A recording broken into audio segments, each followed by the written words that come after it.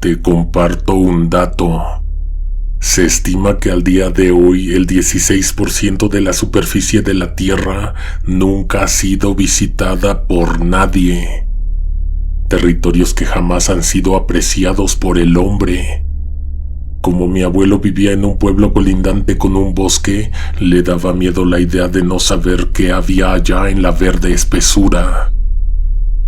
Él y sus hermanos dedicaron su vida a trazar senderos. Ellos fueron los responsables de que se construyeran carreteras. La primera que hicieron iba de un pueblo a otro, donde ellos diseñaron y trazaron el camino. Hay un detalle curioso al respecto. Esa primera conexión la hicieron por error. Se iban días y noches enteras a explorar. Antes de trazar un camino que valiera la pena, recorrían largas distancias, dejando marcadores que los ayudaran a identificar. En esa ocasión llevaban casi 3 días caminando en el bosque. A veces montaban tiendas de campaña y a veces pasaban la noche a la intemperie. No sabían que estaban cerca de la localidad de San Juan, hasta que de pronto llegaron.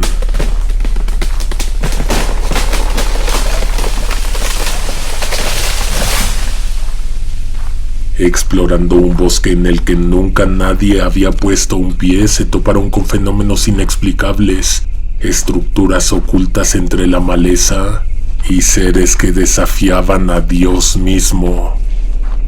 Durante todos estos años en que dedicaron sus tiempos libres a hacer senderos, vieron cosas que les plantearon interrogantes sobre la naturaleza de la realidad en ese remoto lugar.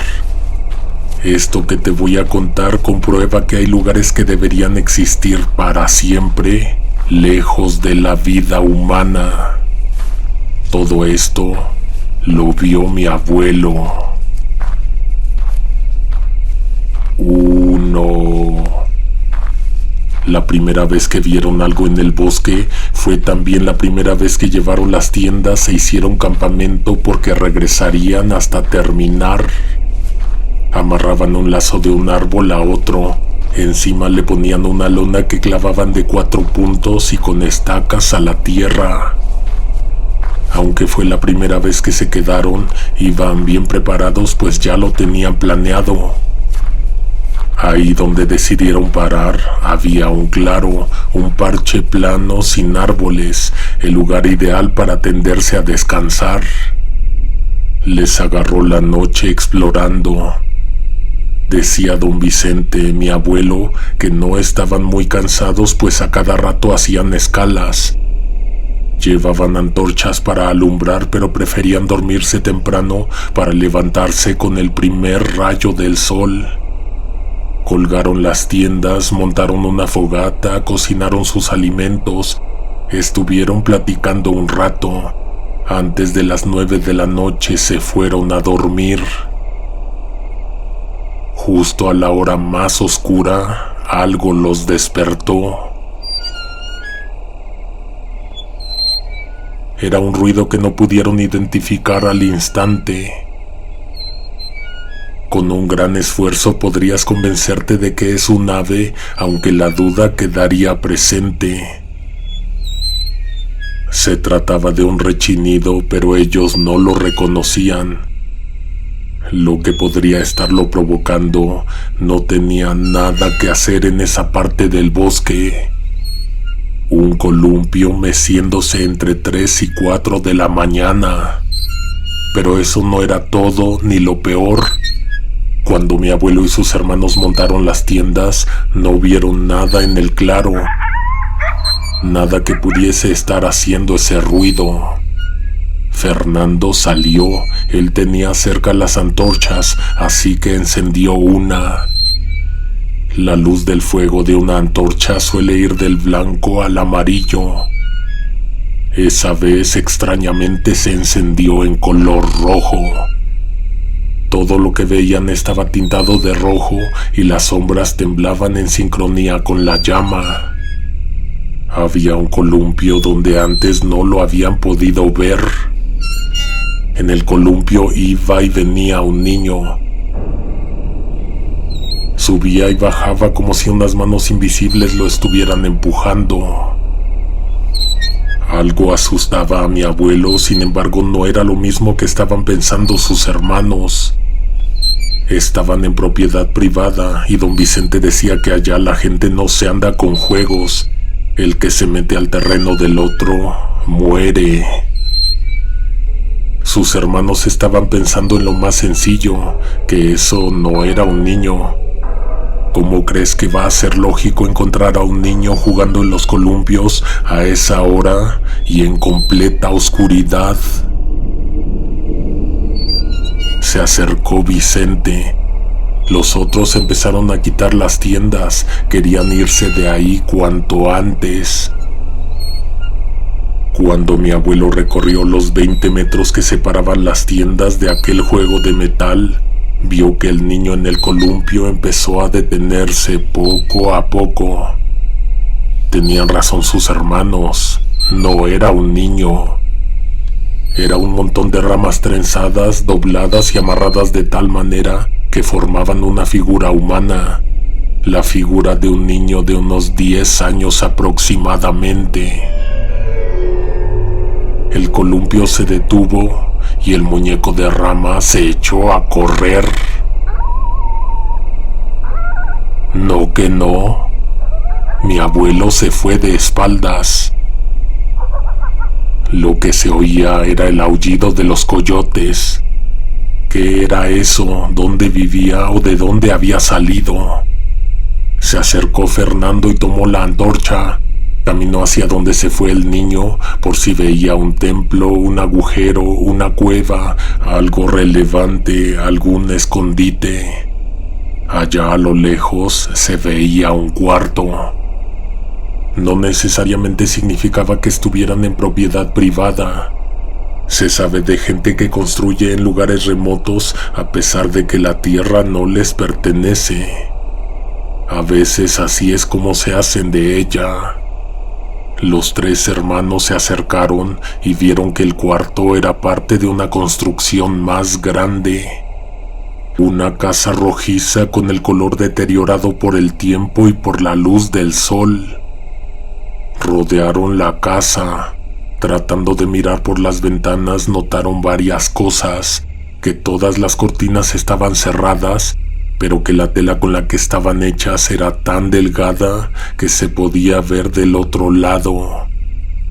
También vieron velas encendidas, lo que indicaba que alguien vivía ahí y se encontraba en ese momento en el interior. El habitante de la casa sabía que había personas afuera. Mi abuelo y sus hermanos estaban del otro lado de la casa, iluminándolo todo de rojo con la antorcha. Escucharon que se abrió la puerta. Escucharon también el ruido de los pasos caminar alrededor de la casa. Era una muchacha joven, estaba envuelta en un chal negro. Podría haber estado durmiendo, pero el cabello lo tenía muy bien peinado. Era negro y muy largo. Sus piernas eran torneadas, la tela casi no las cubría, lo que distrajo mucho a Fernando y a Vicente. El tercer hermano estaba muerto de miedo. La mujer los invitó a pasar a su casa y estos, como si les hubieran susurrado al oído, acudieron obedientes. El tercer hermano se escupió en la palma de la mano y les frotó la frente a los otros 2. Eso los ayudó a que dejaran de ver lo que veían y comenzaran a ver la realidad. Aquella no era una muchacha, era una anciana. Estaba deformada, tenía la piel muy áspera. La mirada era horrenda y la cara era muy grande, completamente desproporcionada con el cuerpo. Por echarse a correr, quien traía la antorcha tropezó y la dejó caer.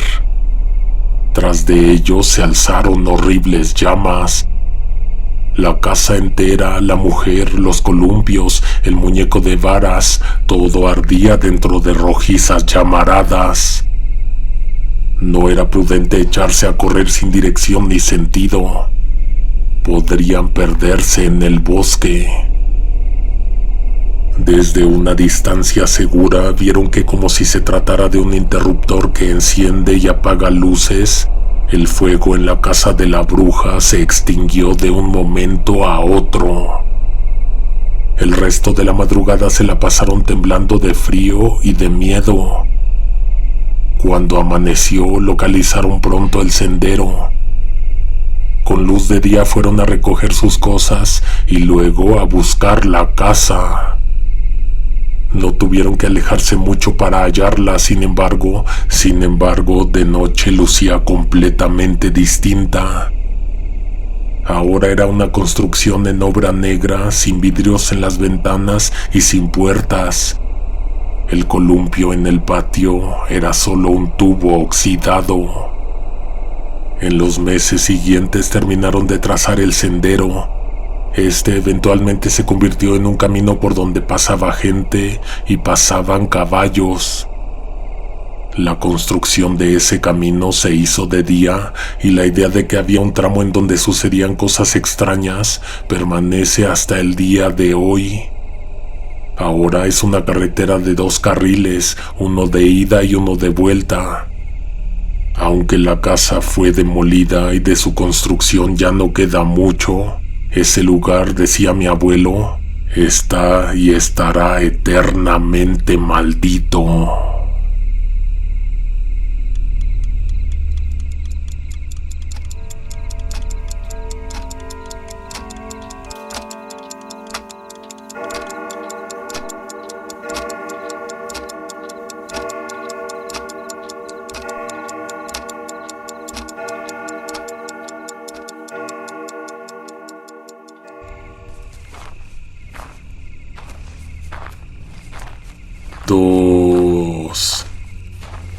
En el ambiente se sentía intensa la probabilidad de lluvia.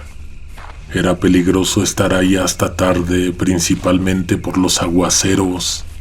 Eran como las 11 de la mañana, pero parecían las 7 de la noche. Había un poco de neblina a ras del suelo. El cielo estaba nublado y la humedad se podía respirar en el aire. Conozco bien ese bosque, conozco bien cómo se pone en temporada de lluvias. El simple recuerdo me provoca el frío en los huesos que se siente allá. Iban caminando despacio, tratando de no pisar ningún charco y de no resbalar. No sé qué pensar, si toparse con lo que encontraron fue casualidad o solo era cuestión de tiempo para que lo vieran. A un lado del sendero, aunque no muy cerca, había un agujero demasiado profundo. Rubén pateó una piedra y ésta se fue hacia la derecha. Saltó un poco en la tierra por la fuerza y luego chocó contra algo firme. Poco después se escuchó el eco del golpe que dio en una superficie que se encontraba por debajo de la tierra.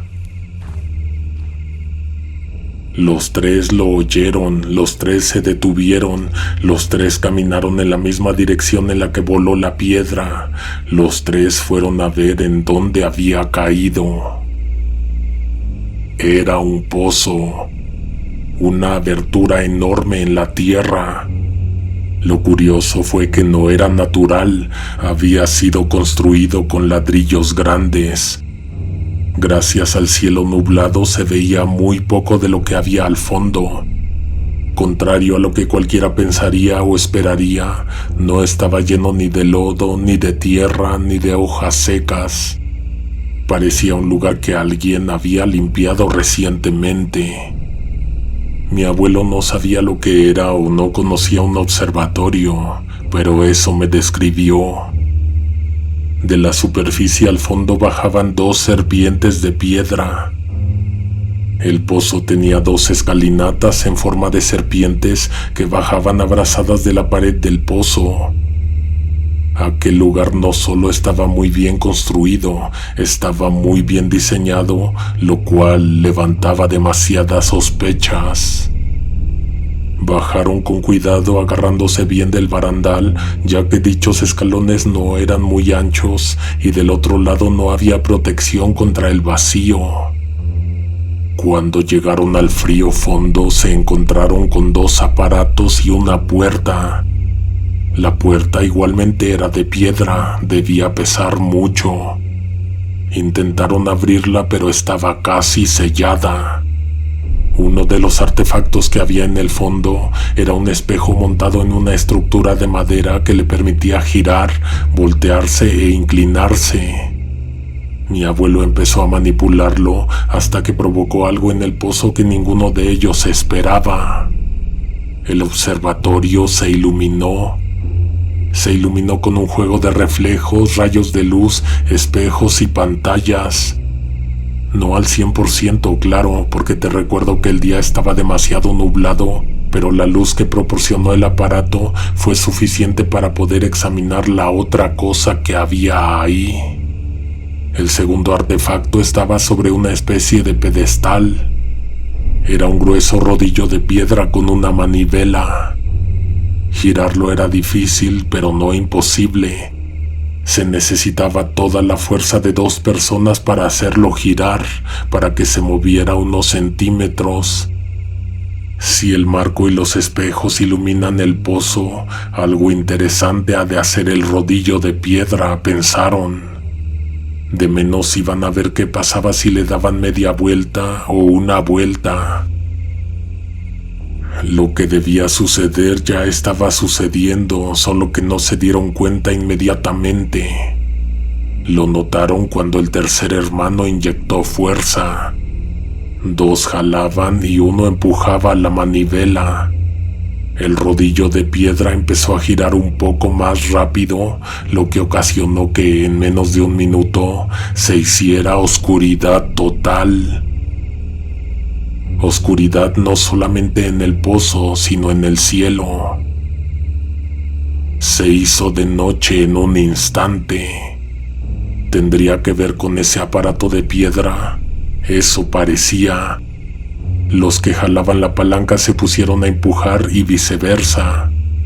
No lo hicieron tan rápido como al principio, pues el ruido que hacían los animales confundidos en la superficie los puso a temblar. El rodillo de piedra tenía 2 caras, una sonriente y una seria. Cuando la cara sonriente quedó mirando hacia la abertura del agujero en la superficie, o sea, hacia el cielo, volvió a ser de día. Faltaba probar si podían abrir la puerta ahora que sabían que todo constaba de un mecanismo. Sin embargo, mi abuelo les dijo que ya no tocaran nada y los instó a que subieran y se fueran. Regresaron al pueblo. Afuera de las casas encontraron a la gente. Algunos estaban reunidos, otros solo miraban hacia el cielo nublado. Todos decían lo mismo, que se hizo de noche por unos momentos. Un eclipse, dijo mi abuelo. No, definitivamente no. Nadie pensaba que hubiera sido un eclipse, pues tardó menos de 1 minuto en hacerse de noche y otro más en volver a ser de día.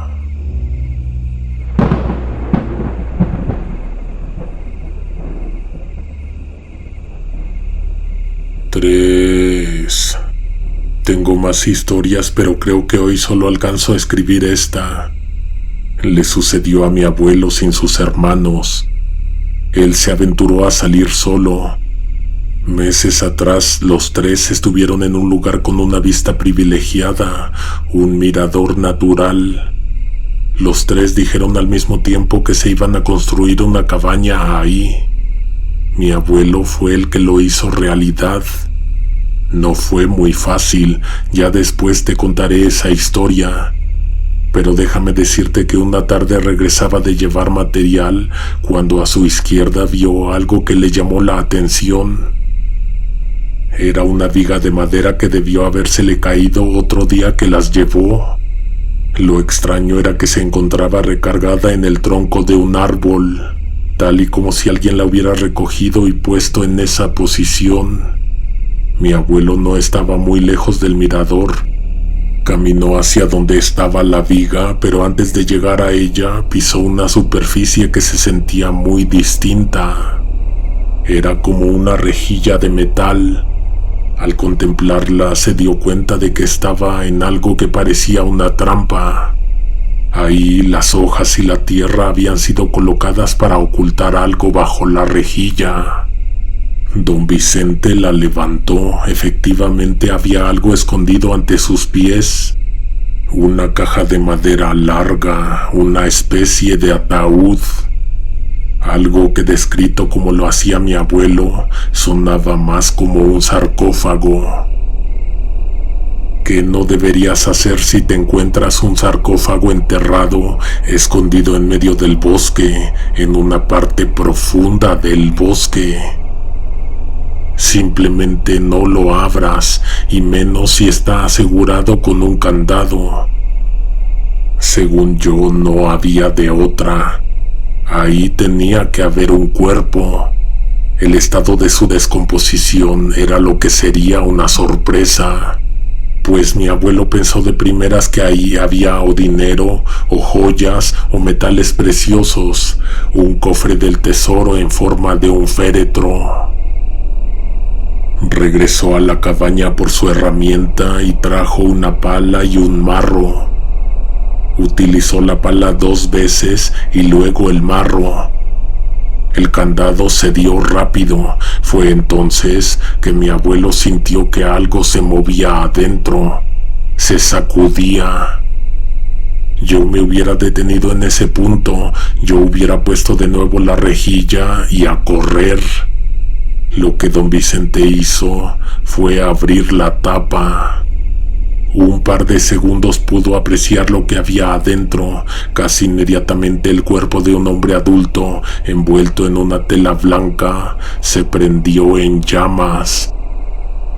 Salió una columna de humo negro de una persona que se retorcía mientras rápida e inexplicablemente la luz del sol lo convertía en cenizas.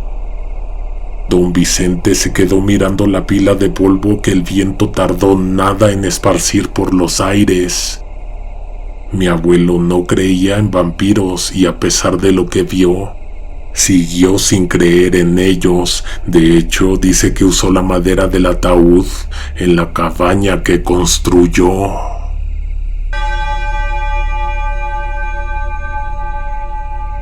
Nos escuchamos pronto con más historias. Si son relatos de bosques, ten por cierto que se estarán acumulando hasta la gran mega recopilación. Suscríbete para que no te pierdas los estrenos y activa las notificaciones para ser de los primeros en escuchar. Hasta la próxima. Alguien te observa en la oscuridad.